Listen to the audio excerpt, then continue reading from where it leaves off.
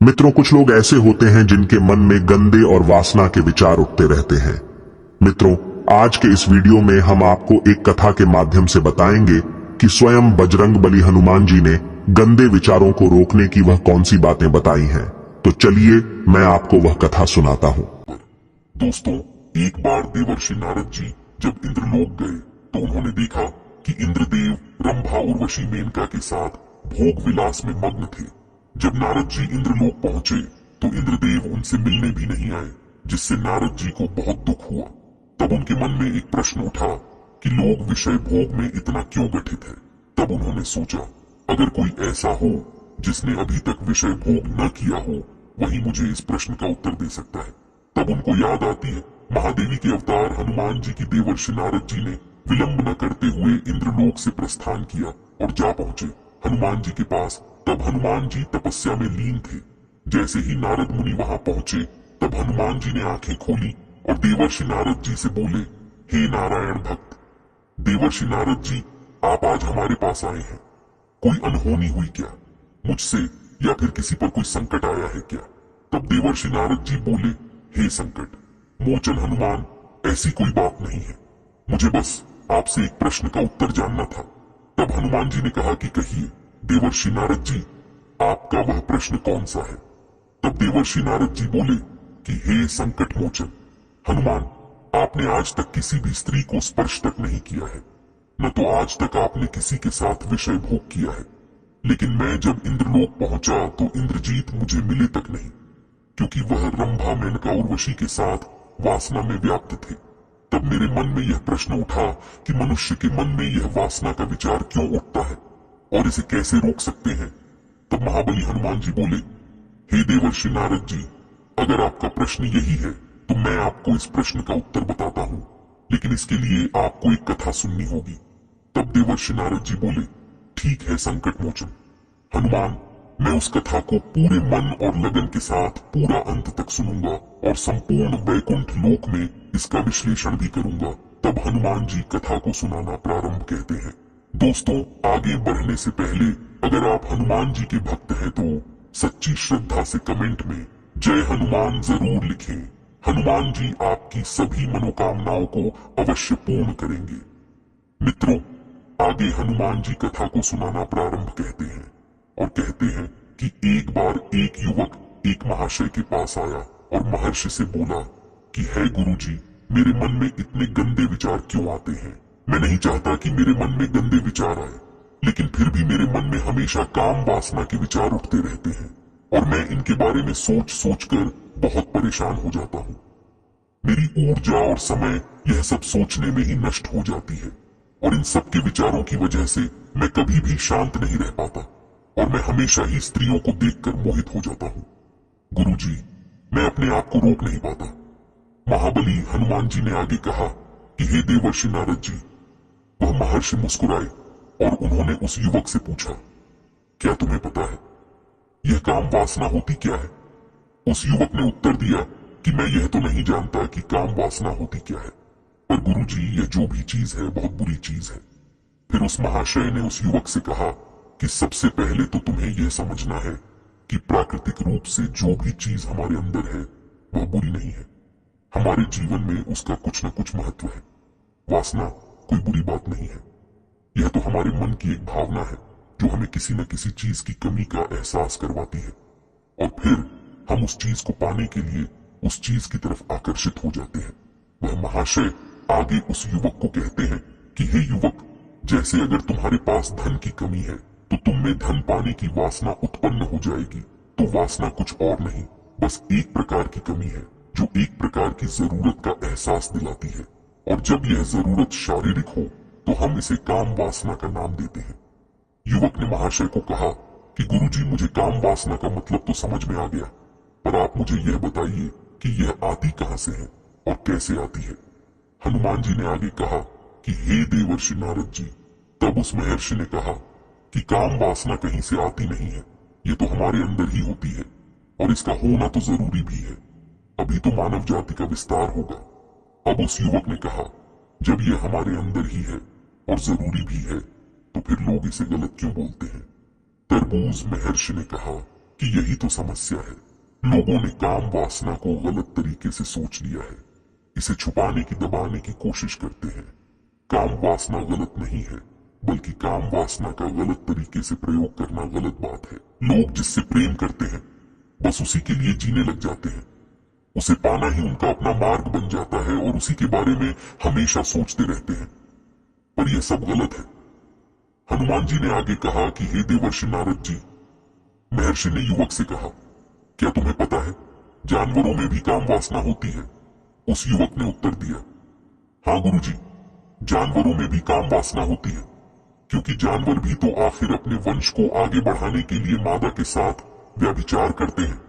उस महर्षि ने आगे कहा कि हम जानवरों की काम वासना को गलत क्यों नहीं कहते? युवक ने कहा, गुरुजी मुझे इस प्रश्न का उत्तर नहीं पता। युवा आगे कहता है कि महात्मा आप ही मुझे बताइए। तब महर्षि ने कहा कि जानवर अपनी काम वासना का प्रयोग आनंद प्राप्ति के लिए नहीं करते, वह तो सिर्फ संतान उत्पत्ति करने के लिए काम वासना का उपयोग करते हैं। जानवरों को प्रकृति ने इतनी समझ नहीं दी है कि वह काम वासना को अपने सुख का आधा बना सके।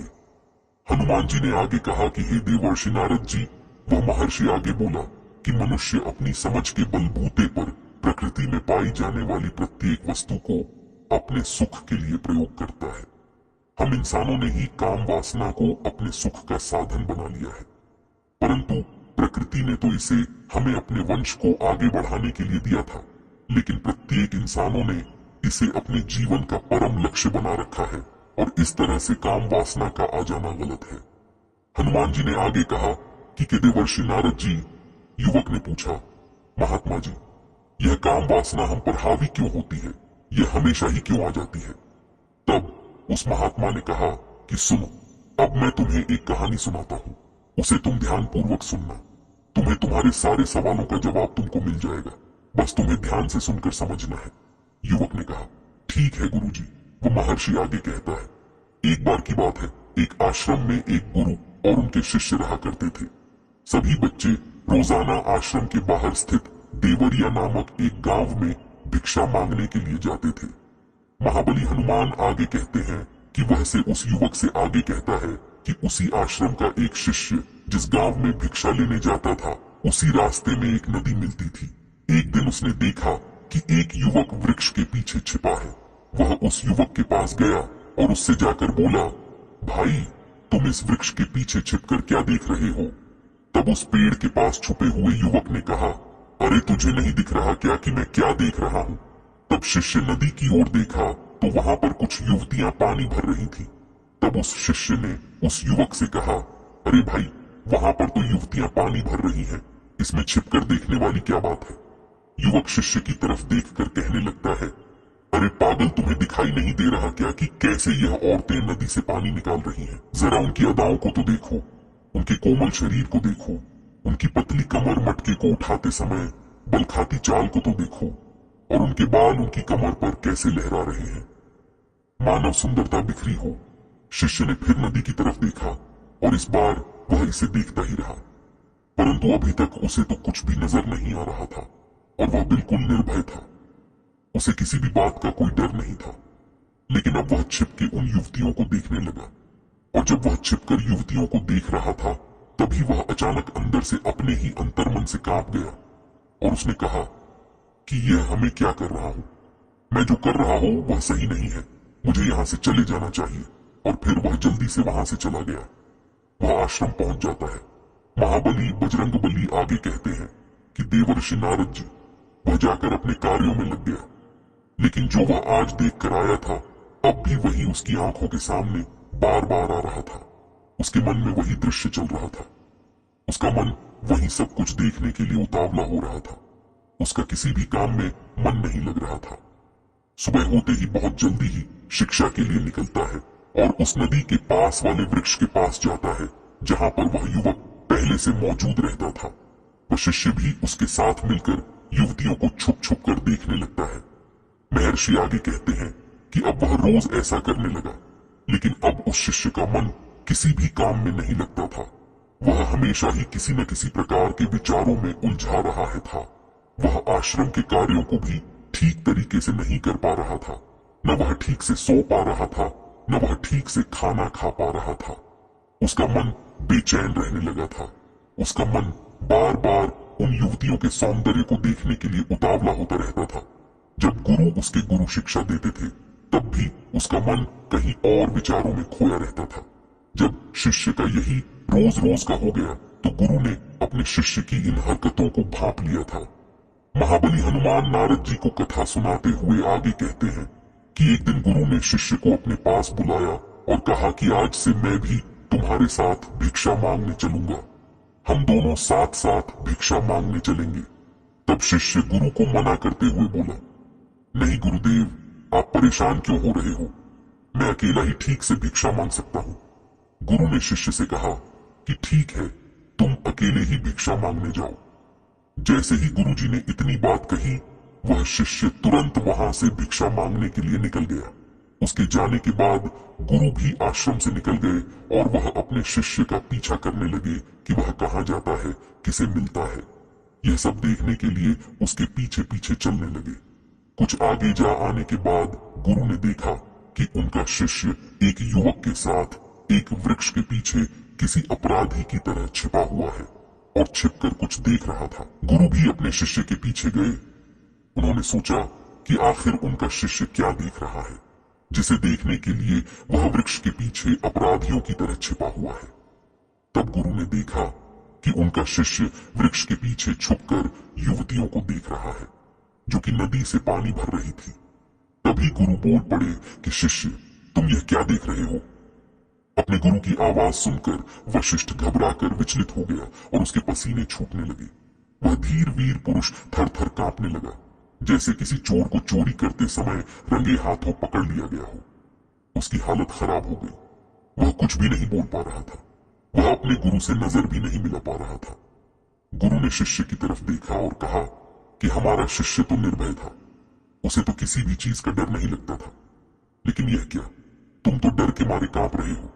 शिष्य ने गुरु से कहा कि मुझे माफ कर दो गुरुजी, मेरा इसमें कोई दोष नहीं है। मेरे साथ यह जो युवक है इसमें ही मुझे बहका दिया है, लेकिन मैं आपसे प्रेम करता हूं कि आज के बाद मैं ऐसा दोबारा नहीं करूंगा।